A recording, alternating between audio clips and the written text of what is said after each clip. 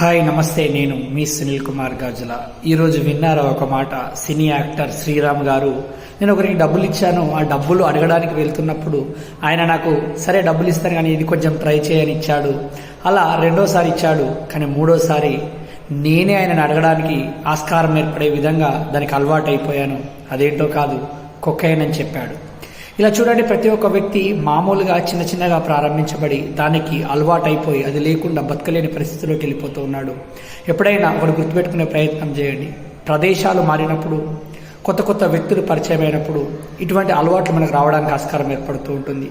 Intermediate పిల్లలు 10th class వరకు ఒక దగ్గర, ఇంటర్ ఒక దగ్గర చేరినప్పుడు ఇటువంటి అలవాట్లు అవ్వడానికి ఆస్కారం ఏర్పడుతూ ఉంటుంది. డిగ్రీలోకి వెళ్ళినప్పుడు, బీటెక్లోకి వెళ్ళినప్పుడు, ఇలా ఎప్పుడైనా సరే కోర్సు మారినప్పుడు, ప్రదేశాన్ని మారినప్పుడు ఇటువంటి అలవాట్లపైన కొంచెం జాగ్రత్తగా ఉండే ప్రయత్నం చేయండి. ఎందుకు అనంటే మన శరీరంలో ఉన్న ఆర్గాన్స్ చాలా విలువైన వాస్తవానికి.